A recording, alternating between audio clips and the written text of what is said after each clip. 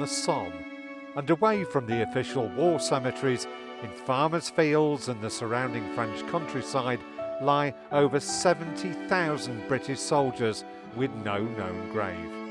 Amongst them, Captain Houston Wallace from Birkenhead, who died with two fellow officers attacking an enemy machine gun post near the village of Bazentin during World War I.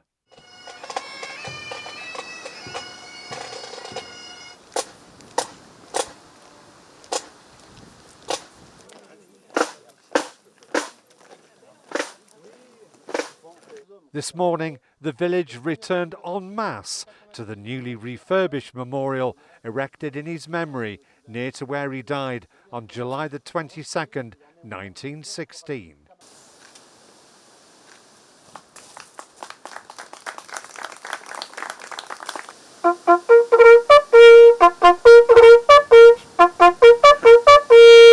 The private memorial, a wooden Calvary, was bought and placed here by this remarkable woman, Wallace's Aunt Beatrice Heap, after the end of World War I, to ensure he wouldn't be forgotten. She was constantly in touch with the Imperial War Graves Commission, now the Commonwealth War Graves Commission, first of all to try and find where her nephew was buried, and then once she realised that he couldn't be found, she wanted him honoured with this memorial. But after more than a century, it was on the verge of collapse until the organisation, the Cheshire Roll of Honour, stepped in. We must not lose that history of these men who served and fought for our country.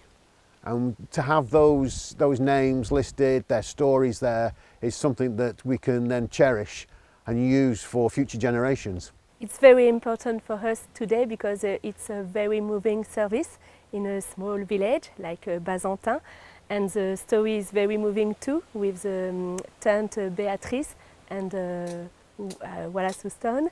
And we love this story because it's I think it's very important for us and for the people in Great Britain.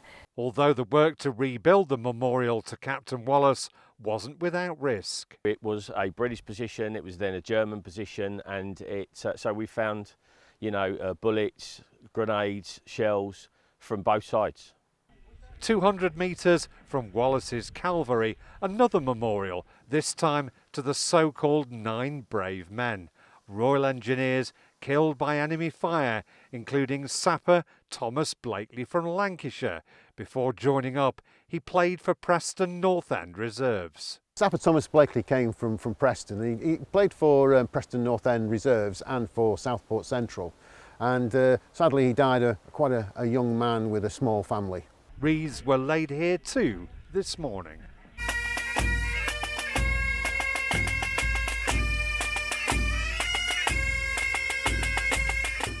Before the focus returned to Wallace's private memorial.